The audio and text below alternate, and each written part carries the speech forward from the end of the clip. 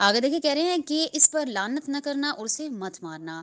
जो तीसरी हदीस है कह रहे हैं कि इमाम मूसा काज़िम अलैहिस्सलाम का फरमान है कि इस घर में फ़क्र दाखिल नहीं होता जिस घर में मोहम्मद और फ़ातिमा का नाम वाले फ़र्द होते हैं। उस घर में कभी भी गुर्बत नहीं आती, फ़क्र नहीं आता।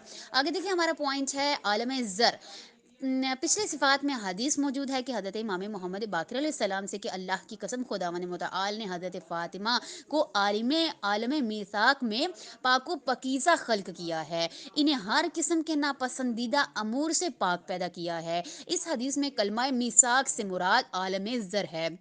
ये वो आलम है जिसने अल्लाह ताला के बनु आदम की पुश्त में इसी की नस्ल रखी और फिर इनसे गवाही लेते हुए फरमाया, क्या फरमाया कि क्या मैं तुम्हारा रब नहीं हूँ?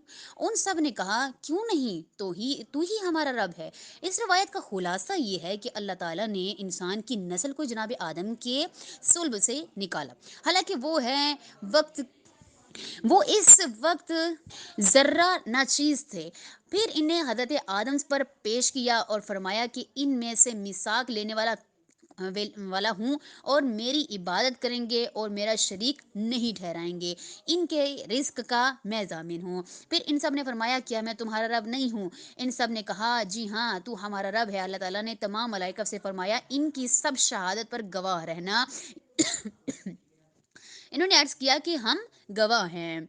फिर कहते हैं कि इस मौरिद में ये भी है कि अल्लाह ताला ने तमाम औलाद आदम को जब आलम मिसाक में हाजिर किया तो इस वक्त फ़हम अकल रखते थे। इन्होंने अहले इलाही खिताब सुना और समझा। फिर इन्हें सुल्ब आदम में रखा। तमाम लोग महबूस हुए और खुदावंद तआला अपनी मर्ज़ी के साथ जिसे चाहता है उसे ज़माने में हाजिर कर देता है। और जब दुनिया में आते हैं अगर वो इस्लाम और इसके अहकाम को अपनाते हैं तो इन्हें अव्वलीन फितरत पर समझा जाता है। अगर वो कुफ्र को अपनाते हैं तो दर हकीकत फितरत ऊला को झुटलाते हैं।